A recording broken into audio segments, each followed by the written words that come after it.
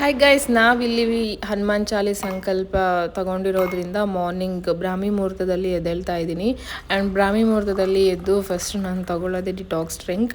ಅದಾದಮೇಲೆ ನೆಕ್ಸ್ಟ್ ಮನೆಯೆಲ್ಲ ಕ್ಲೀನ್ ಮಾಡ್ಕೊಳ್ತೀನಿ, ಕಸ ಗುಡಿಸಿನೆಲ್ಲ ಒರೆಸ್ಕೊತೀನಿ. ಆ್ಯಂಡ್ ಇವತ್ತು ಭೀಮನ ಅಮಾವಾಸ್ಯೆ ಆಗಿರೋದ್ರಿಂದ ನಾನು ಸೀರೆ ಹಾಕ್ಕೊಂಡಿದ್ದೆ.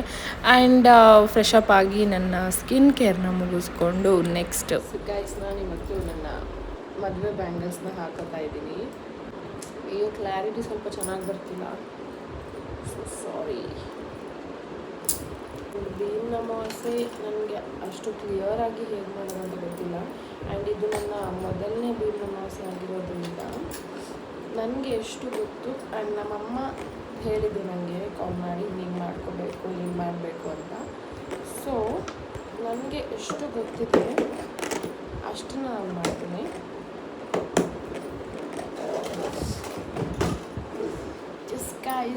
ಇವಾಗ ನಾವು ಹನುಮಾನ್ ಚಾಲೀಸ್ ಸಂಕಲ್ಪ ಕೂಡ ತಗೊಂಡಿರೋದ್ರಿಂದ ಫಸ್ಟ್ ಪೂಜೆ ಎಲ್ಲ ಮುಗಿಸ್ಕೊಂಡು ದೆನ್ ಭೀಮನ ಅಮಾವಾಸ್ಯೆಗೆಲ್ಲ ರೆಡಿ ಮಾಡ್ಕೋಬೇಕು. ಸೊ ಈ ವಿಡಿಯೋಲಿ ನಾನು ಎಲ್ಲನೂ ತೋರಿಸ್ಕೊಡ್ತೀನಿ. And welcome back to my YouTube channel guys. ಯಾರೆಲ್ಲ ನನ್ನ ಚಾನಲ್ನ ಸಬ್ಸ್ಕ್ರೈಬ್ ಮಾಡ್ಕೊಳ್ದೆ ನೋಡ್ತಾ ಇದ್ದೀರ ದಯವಿಟ್ಟು ಹೋಗಿ ಬೇಗನೆ ಸಬ್ಸ್ಕ್ರೈಬ್ ಮಾಡ್ಕೊಳ್ಳಿ. And welcome to my video. Full ವಿಡಿಯೋನ ವಾಚ್ ಮಾಡಿ ಗೈಸ್.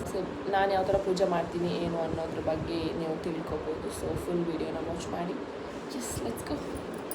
ಸೊ ಮೊದಲನೇದಾಗಿ ನಾನು ಎಲ್ಲನೂ ಕ್ಲೀನ್ ಮಾಡ್ಕೊಳ್ತಿದ್ದೆ. ನೆನ್ನೆ ಇಟ್ಟಿರೋ ಹೂಗಳನ್ನೆಲ್ಲ ತೆಗೆದು ಪ್ಲೇಸ್ ಎಲ್ಲ ನೀಟಾಗಿ ಒರೆಸ್ಕೊಂಡು ದೆನ್ ಎಲ್ಲ ನೀಟಾಗಿ ಅರೇಂಜ್ ಮಾಡಿದೆ. ಆ್ಯಂಡ್ ಹನುಮಾನ್ ಚಾಲೀಸ್ ಸಂಕಲ್ಪ ಇರೋದ್ರಿಂದ ಫಸ್ಟ್ ಗಣೇಶನ ಪೂಜೆ ಮಾಡ್ಕೋಬೇಕು. ಗಣೇಶನ ಪೂಜೆ ಮಾಡ್ಕೊಂಡಾದಮೇಲೆ ನೆಕ್ಸ್ಟ್ ಆಂಜನೇಯಂಗೆ ಒಂದು ಗ್ಲಾಸ್ ನೀರು ಮತ್ತು ಎವ್ರಿಡೇ ಏನಾದರೂ ಫಲ ಆಗಿರ್ಬೋದು ಅಥವಾ ನೈವೇದ್ಯಕ್ಕೆ ಏನಾದರೂ ಇಡಬೇಕು.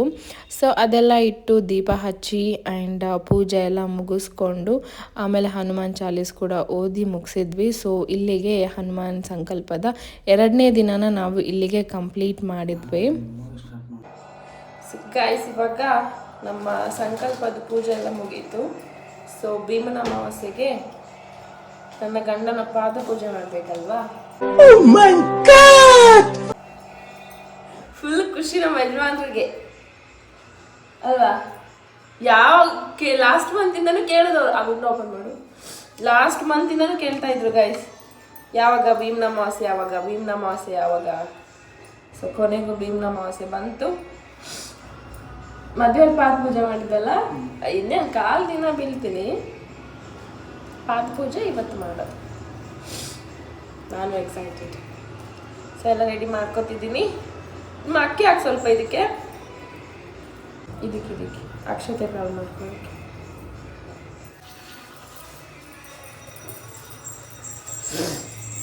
ಕಂಕಣ ಒಂದು ಮಾಡ್ಕೊಬೇಕೀಗ.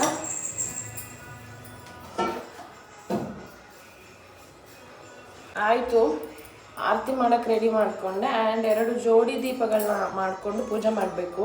ಅಂದರೆ ಅವರು ಶಿವ ಪಾರ್ವತಿ ಅಂತ ಹೇಳಿ ಫಸ್ಟ್ ಪೂಜೆ ಮಾಡ್ಕೋಬೇಕು. ಸೊ ಜೋಡಿ ದೀಪಗಳನ್ನ ಕೂಡ ರೆಡಿ ಮಾಡಿಕೊಂಡು ಆರತಿನೂ ರೆಡಿ ಮಾಡ್ಕೊಂಡಾಯಿತು. ಆ್ಯಂಡ್ ಅಕ್ಷತೆ ಕಾಳು, ಅರಿಶಿನ, ಕುಂಕುಮ ಎಲ್ಲನೂ ರೆಡಿ ಆಗಿದೆ. ಟೈಮಿಂಗ್ಸ್ ಬಂದು 6:15 9:30ವರೆಗೂ ಇದೆ ಅಂತ ಇತ್ತು. ಸೊ ಅಷ್ಟರೊಳಗೆ ಬೇಗ ಪೂಜೆ ಮಾಡ್ಕೊಂಡ್ಬಿಡೋಣ. ಭೀಮನ ಅಮಾವಾಸ್ಯೆ ಅಲ್ವಾ, ಸೊ ತುಂಬ ನೀಟಾಗಿ, ಅಂದರೆ ಏನೋ ನಂಗೆ ಎಷ್ಟು ಗೊತ್ತು ಅಷ್ಟೇ ಮಾಡ್ತಿರೋದು. ಫಸ್ಟ್ ಟೈಮ್ ಅಲ್ವಾ, ತುಂಬ ಜಾಸ್ತಿ ಇದು ಮಾಡೋದು ಬೇಡ ಅಂತ. ಆದರೂ ಸ್ವಲ್ಪ ನೀಟಾಗಿ ಚೆನ್ನಾಗಿ ಟೈಮ್ ತಗೊಂಡು ಮಾಡೋಣ ಅಂತ. ಸೊ ಕಂಕಣ ಮಾಡ್ಕೊಂಡ್ಬಿಡೋಣ ಇವಾಗ. ಎಷ್ಟು ಎಕ್ಸೈಟೆಡ್ ಆಗಿದೆಯಲ್ಲ, ನನಗಿಂತ ಜಾಸ್ತಿ. ಇದು ನಾರ್ಮಲ್ ಇದನ್ನು ವಾಶ್ ಫಸ್ಟ್ ಹಾಲು ಹಾಕಿ ತೊಳೆದು ಏನು ಕೊಡ್ತಿದ್ಯಾ ಗಿಫ್ಟು? ಸೊ ಗೈಸ್ ಎಲ್ಲ ರೆಡಿ ಮಾಡಿಕೊಂಡೆ. ಕಂಕಣ, ಅರಿಶಿನ, ಕುಂಕುಮ ಆ್ಯಂಡ್ ಇದು ಆರತಿ ಮಾಡೋಕ್ಕೆ ಎಲ್ಲ ರೆಡಿಯಾಗಿದೆ.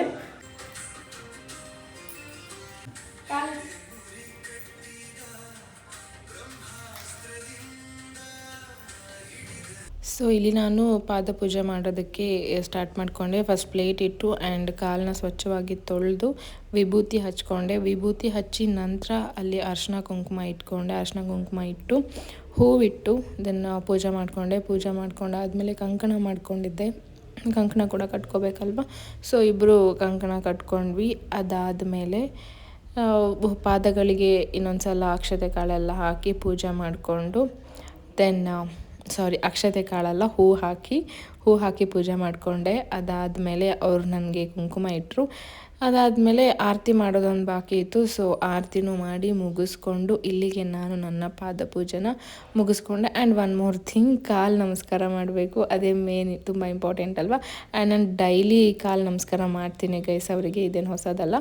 ಸೊ ಇವತ್ತೊಂಥರ ತುಂಬ ಸ್ಪೆಷಲ್ ಆಗಿತ್ತು. ಸೊ ಕಾಲು ನಮಸ್ಕಾರ ಮಾಡಿಕೊಂಡು ದೆನ್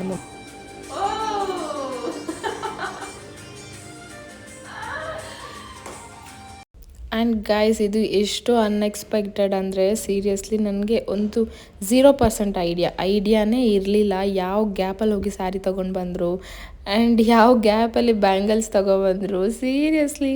ಆ್ಯಂಡ್ ಎಮೋಷ್ನಲ್ ಕೂಡ ಆಯಿತು ಗೈಸ್, ಅವ್ರ ಬ್ಯಾಂಗಲ್ಸ್ ಎಲ್ಲ ಹಾಕಿ ದೆನ್ ಹೂವೆಲ್ಲ ಮುಟ್ಸೋವಾಗ ಸೀರಿಯಸ್ಲಿ ತುಂಬಾ ಎಮೋಷ್ನಲ್ ಆದೆ ನಾನು. ಐ ಡೋಂಟ್ ನೋ ಯಾಕೆ ಅಂತ, ಬಟ್ ಸಡನ್ನಾಗಿ ಎಮೋಷ್ನಲ್ ಆಗಿಬಿಟ್ಟೆ. ಐ ಡೋಂಟ್ ನೋ ಯಾವ ಗ್ಯಾಪಲ್ಲಿ ಹೋಗಿ ತೊಗೊಂಬಂದರು, ಯಾವಾಗ ತೊಗೊಬಂದರು ಸೀರಿಯಸ್ಲಿ ಗೊತ್ತಿಲ್ಲ. ಆ್ಯಂಡ್ ಸ್ಯಾರಿಯಲ್ಲಿ ಅವ್ರಿಗೆ ಪರ್ಚೇಸಿಂಗ್ ಮಾಡೋಕ್ಕೆ ಗೊತ್ತಿಲ್ಲ ಇವತ್ತಿನವರೆಗೂ. ನಾನು ಈವನ್ ಶಾಪಿಗೆಲ್ಲ ಹೋಗಿ ಸ್ಯಾರಿ ತೊಗೊಳ್ತಿದ್ರು, ಅವ್ರು ಬಂದು ನೋಡೋದು ಕೂಡ ಇಲ್ಲ. ನನಗೆ ಇದೆಲ್ಲ ಗೊತ್ತಾಗಲ್ಲ, ನೀನೇ ಚೂಸ್ ಮಾಡ್ಕೊ ಅಂತ ಹೇಳ್ತಾರೆ. ಅಂಥವ್ರು ಹೋಗಿ ಈಗ ಅವರೇ ಸೆಲೆಕ್ಟ್ ಮಾಡ್ಕೊಂಡು ಸ್ಯಾರಿ ತಂದಿದ್ದಾರೆ ಅಂದರೆ it means lot to me seriously. So ಅದಕ್ಕೆ ಎಮೋಷ್ನಲ್ ಆಯಿತು. ಸೊ ಸ್ವಲ್ಪ ಕಮ್ಮಿ ಆಗ್ತದೆ ಅಷ್ಟೇ.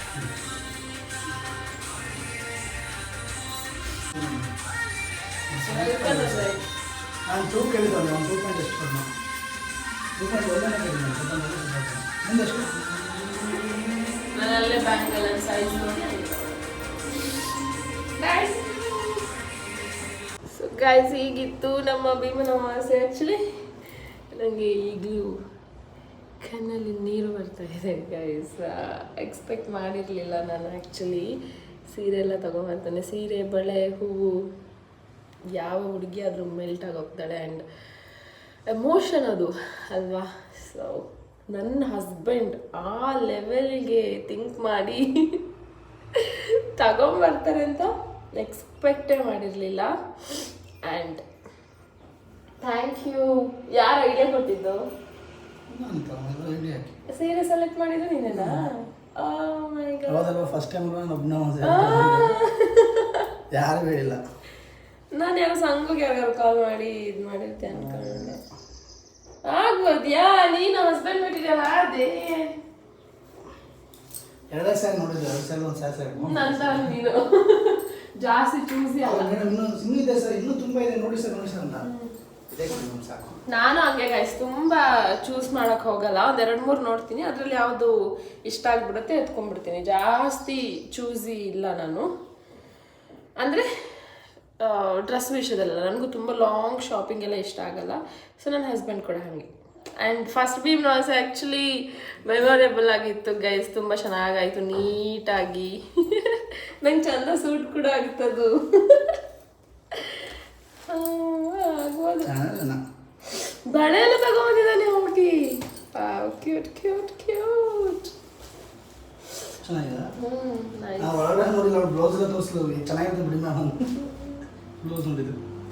ನೀಟಾಗಿ ಕುತ್ಕೊಳ್ಳುತ್ತೆ, ಚೆನ್ನಾಗಿದೆ. ನನ್ನ ಹತ್ರ ಕಲರ್ ಸ್ಯಾರಿ ಇರಲಿಲ್ಲ ಆ್ಯಕ್ಚುಲಿ. ಇದೆ ಬಟ್ ಒಂದು ಸ್ವಲ್ಪ ಲೈಟ್ ಆಗಿದೆ. ಇನ್ನೊಂದು ಈ ಕಲರ್ ಇದೆ ಬಟ್ ಲೈಟ್ ಇದೆ. ಬೆಳಿಗ್ಗೆ ಬೇಗ ಅದಕ್ಕೆ ನಿದ್ದೆ ಬರ್ತಿದೆ ಗೈಸ್. ಸೊ ಇವಾಗ ಬೇಗ ತಿನ್ನಕ್ಕೆ. ಹೌದು, ಅಷ್ಟು ರಾತ್ರಿ ಬೇಗ ಊಟ ಮಾಡಿದೀವಲ್ಲ. ನಿನ್ನೆ ನಾವು 9:15 ಅಷ್ಟೊತ್ತಿಗೆಲ್ಲ ಮಲ್ಕೊಂಡ್ಬಿಟ್ವಿ. 9:30 10 ಗಂಟೆಗೆಲ್ಲ ಗಟ್ಟಿ ನಿದ್ದೆ ಗೈಸ್. ಸೊ ಬೇಗ ಹೇಳ್ತಿದ್ದೀವಲ್ಲ, ಬೇಗ ಬೇಗ ನಿದ್ದೆ ಬಂದ್ಬಿಡುತ್ತೆ. ಸೊ ಇವಾಗ ಬೇಗ ಬ್ರೇಕ್ಫಾಸ್ಟ್ ಪ್ರಿಪೇರ್ ಮಾಡೋಣ. ಏನು ಬೇಕು ನಿಂಗೆ ಇವತ್ತು? ಭೀಮ್ ಅಮಾವಾಸ್ಯೆ, ನೀನು ಏನು ಕೇಳ್ತೀಯ ಅದು? ಪಲಾವ್ ಬೇಕಾ? ಪಲಾವ್ ಬೇಡ, ನಾರ್ಮಲ್ ರೈಸ್ ಬೆಳಿಗ್ಗೆ. ಹೊಟ್ಟೆ ತುಂಬುತ್ತೆ ರೈಸ್ ತಿಂದರೆ. ಇನ್ನು ನಾರ್ಮಲ್ ಬೇರೆ ಅಂತ ಹೊಟ್ಟೆ ತುಂಬಲ್ಲ ಬೇಗ. ಬಟ್ ನೀನು ಡಯಟ್ ಮಾಡುವಾಗ ರೈಸ್ ಹೆಂಗೆ ತಿಂತೀಯ ಬೆಳಿಗ್ಗೆ? ಮತ್ತೆ ನಾವು ಉಪವಾಸ ಇರ್ತೀವಿ, ರೈಸ್ ತಿನ್ಬೇಕಲ್ಲ. ಮಧ್ಯಾಹ್ನ ರೈಸೇ ತಿನ್ಬೇಕು. ಮತ್ತೆ ಏನು ಅಂಬ್ಲಿ ಕೊಡ್ತೀರಾ? ಅಂಬ್ಲಿ ಅಲ್ಲ, ಸ್ಮೂತಿ ಮಾಡ್ತೀನಿ. ಹೊಟ್ಟೆ ತುಂಬಲ್ಲ. ಸರಿ ಆಯ್ತು, ರೈಸ್ ಮಾಡ್ತೀನಿ. ಈಗ ಚಾ ಕೊಡ್ಲಾ ಫಸ್ಟು? ಚಾ ರಸ್ಗೆ ಖಾಲಿ ಅನ್ಸುತ್ತೆ. ಚಾ ಮಾಡಲ ಫಸ್ಟು? ಮತ್ತೆ ಚಾ ಕೊಡ್ತಾರೆ. ಅದೇ 0 ಶುಗರ್ ಅಲ್ಲ. ಬ್ಲ್ಯಾಕ್ ಕಾಫಿ ಕೊಡ್ಲಾ? ಏನಲ್ಲ, ಬ್ಲ್ಯಾಕ್ ಕಾಫಿ ಕೊಡ್ಕೊಡ್ತೀನಿ. ಇವಾಗ ನಿಂಗೆ ತಿಂಡಿ ಮಾಡ್ಬೇಕು. ಸರಿ, ಆ ದೀಪ ಇದೆಲ್ಲ ಒಣಗಿಟ್ಬಿಡು ದೇವ್ರ ಕೊಡಿ.